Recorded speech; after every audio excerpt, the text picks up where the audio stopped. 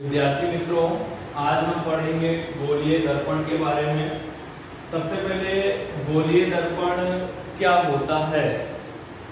तो गोलीय दर्पण दर्पण दर्पण दर्पण का मतलब होता है कांच। जैसे हम अपने घर में कांच देखते हैं, वो हमारा कौन सा दर्पण होता है? समतल दर्पण होता है।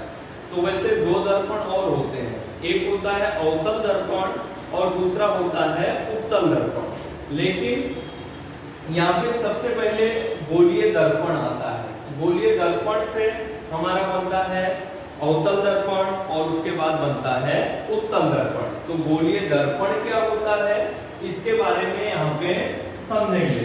तो गोलीय दर्पण के लिए जो हमारी परिभाषा होती है वो होती है किसी कांच के खोखले गोले का कटा हुआ भाग जो होता है वो हमारा गोलीय दर्पण होता है। जैसे ये हमारा कांच का खोखला गोला हुआ, कांच का खोखले गोले का ये कटा हुआ भाग है, जो यहाँ से ये लाइन खींची गई है, इस भाग को हमने काट दिया हुआ है, मतलब ये हमारा कांच है। अब किसी भी खोखले गोले या कांच के खोखले गोले का कटा हुआ भाग क्या कहलाता है? गोलीय दर्पण कहलाता है। गोलीय दर्पण दो प्रकार के होते हैं। तो पहला कौन सा होता है? अवतल दर्पण। गोलीय दर्पण में पहला कौन सा दर्पण होता है? अवतल दर्पण। तो अवतल दर्पण की परिभाषा क्या होती है कि कांच के खोखले गोले का कटा हुआ वह भाग जिसको या जिसका बाहर का भाग पॉलिशदार हो, जिसके बाहर का भाग पॉलिशदार हो। अगर इसके बाहर का भाग पॉलिशदार हो रहा है तो अंदर का भाग जो होगा वो परावर्तक पृष्ठ बनेगा। अगर इसके बाहर का भाग पॉलिशदार हो रहा है तो अंदर का भाग हमारा परावर्तक पृष्ठ कहा जाएगा। जैसे ये हमारा कांच का कटा हुआ भाग है, इसके बाहर के भाग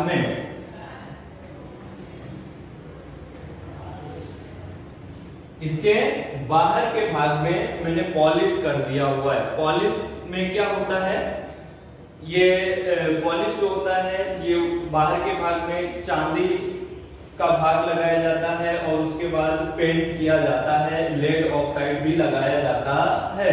तो इससे क्या होता है, इसके पीछे का भाग जो होगा उसमें कुछ दिखाई नहीं देगा। जैसे हम अपने घर पे जो कांच उपयोग में लाते हैं, तो चांदी तो बहुत महंगी है, तो पॉसिबल है नहीं कि उसके पीछे कांच के पीछे चांदी का भाग लगाया है।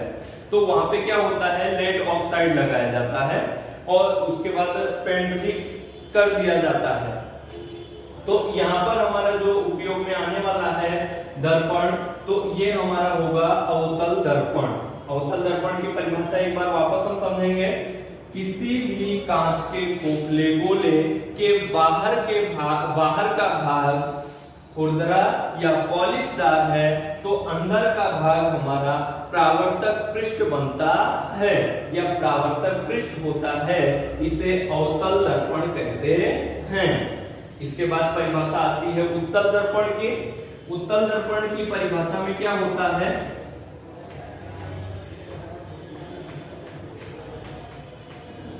उत्तल दर्पण इसी का उल्टा होता है कि ये कांच का कटा हुआ भाग है, खोखले गोले का कटा हुआ भाग, इसके अंदर के भाग में जो अभी बताया गया ना कि पॉलिशदार बनाया जाता है या पेंट किया जाता है, तो अंदर के भाग को पॉलिशदार तथा जब अगर इसका अंदर का भाग हमारा पॉलिशदार हो रहा है तो बाहर का भाग क्या होगा? परावर्तक पृष्ठ होगा। इसके बाहर का भाग क्या होगा? परावर्तक पृष्ठ होगा। और ये भाग अगर हमारा परावर्तक पृष्ठ बन रहा है तो इसे हम कहते हैं उत्तल दर्पण। तो उत्तल दर्पण की परिभाषा वापस सुनेंगे। किसी कांच के खोखले गोले का कटा हुआ भाग जिसके अंदर का पृष्ठ पॉलिशदार या पेंट किया हो तो उसका बाहर का भाग हमारा परावर्तक पृष्ठ बनता है। इसे उत्तल दर्पण कहते हैं। उत्तल दर्पण के बाद हमारा आता है अवतल दर्पण। अवतल दर्पण का इसका उपयोग कहां पे होता है और उत्तल दर्पण का उपयोग कहां पे होता है? अवतल दर्पण का उपयोग अवतल दर्पण का उपयोग जो होता है वो हमारा दाढ़ी बनाने के काम में जो कांच उपयोग में लाया जाता है वो हमारा अवतल दर्पण होता है। और उत्तल दर्पण जो होता है गाड़ी के साइड में जो कांच लगा होता है भारी वाहन या इसके बराबर के वाहन को देखने के लिए इसका प्रयोग किया जाता है। इसके बाद हमारा आता है, इसमें बहुत सारे टॉपिक बनते हैं। ध्रुव बनता है, वक्रता केंद्र बनता है, वक्रता त्रिज्या, फोकस दूरी इत्यादि चीजें इसमें बनती हैं। तो ध्रुव किसे कहते हैं? दोनों में एक ही जैसी परिभाषा होगी, दोनों में एक ही जैसी परिभाषा होगी। दर्पण के केंद्र को ध्रुव कहा जाता है, इसको P से दिखाया जाता है। दर्पण के ध्रुव को क्या कहा जाता है? दर्पण के केंद्र को ध्रुव कहा जाता है, जिसको P के द्वारा दिखाया जाता है। अब इसके बाद हम क्या देखते हैं? वक्रता त्रिज्या देखते हैं। तो वक्रता त्रिज्या क्या होती है और वक्रता केंद्र दोनों एक जैसा ही है। वो हम कहां से समझेंगे? ये जो हमने खोखला गोला लिया था ना कांच का, वहां से। अब दर्पण के केंद्र से या ऐसा भी कहा जा सकता है कि खोखले गोले की त्रिज्या को वक्रता त्रिज्या कहा जाता है। खोखले गोले की त्रिज्या को वक्रता त्रिज्या R के द्वारा दिखाया जाता है। अब आता है वक्रता केंद्र। तो वक्रता केंद्र की भी परिभाषा वही होगी कि खोखले गोले के केंद्र को वक्रता केंद्र कहा जाता है। तो वो हमारा दर्पण का वक्रता केंद्र C बनेगा, वक्रता त्रिज्या R बनेगी। तो वक्रता त्रिज्या की परिभाषा ये भी दे सकते हैं कि वक्रता केंद्र और ध्रुव P के बीच की दूरी को वक्रता त्रिज्या कहा जाता है। इसके बाद हमारी फोकस दूरी क्या होती है? फोकस दूरी के लिए अवतल दर्पण के सामने यदि कोई भी वस्तु आती है और वो दर्पण से परावर्तन के पश्चात जिस बिंदु से होकर के जाती है, दर्पण से परावर्तन के पश्चात जिस बिंदु से होकर जाती है उसे फोकस दूरी कहा जाता, मुख्य फोकस कहा जाता है। उसको क्या कहा जाता है? मुख्य फोकस कहा जाता है। फोकस और ध्रुव के बीच की दूरी को, फोकस और ध्रुव P के बीच की दूरी को फोकस दूरी कहा जाता है।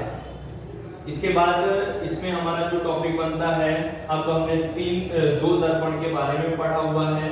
एक तो हमारा अवतल दर्पण और दूसरा क्या होता है? उत्तल दर्पण। अवतल दर्पण में अत्यंत छोटी वस्तुओं को देखने के लिए इसका प्रयोग किया जाता है और उत्तल दर्पण का उपयोग कहां पे होता है? इसके बराबर या इससे बड़ी वस्तुओं को देखने के लिए अवतल दर्पण का उपयोग किया जाता है। अब अगर वस्तु हमारी समान हो, हमें बराबर का प्रतिबिंब देखना हो, इसमें प्रतिबिंब हमारे छोटे बड़े दिखते हैं दोनों में, लेकिन अगर इसमें हमें बराबर का प्रतिबिंब देखना हो तो हमें समतल दर्पण का प्रयोग करना पड़ता है। समतल दर्पण में क्या होता है? अगर हमारे घर में जो कांच लगा होता है उसका भी प्रयोग ऐसा ही होता है कि वो जो कांच होता है वो हमारा समतल कांच होता है। समतल का मतलब सम मतलब होता है बराबर और तल का मतलब होता है तल। जिसका बराबर तल हो वो समतल कहलाता है। तो मान लेते हैं ये हमारा समतल दर्पण है। अब समतल दर्पण में हम क्या करते हैं?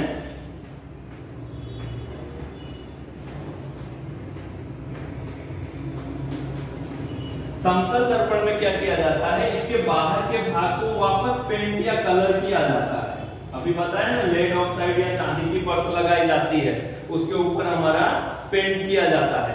तो यहाँ पे हम क्या कर देते हैं? पेंट। तो अब इसके सामने अगर कोई भी वस्तु रखी जाती है, अब इसके सामने कोई भी वस्तु रखी जाती है या दिखाई जाती है तो वो हमारे बराबर का प्रतिबिंब प्रदर्शित करता है या बराबर का प्रतिबिंब दिखाई पड़ता है।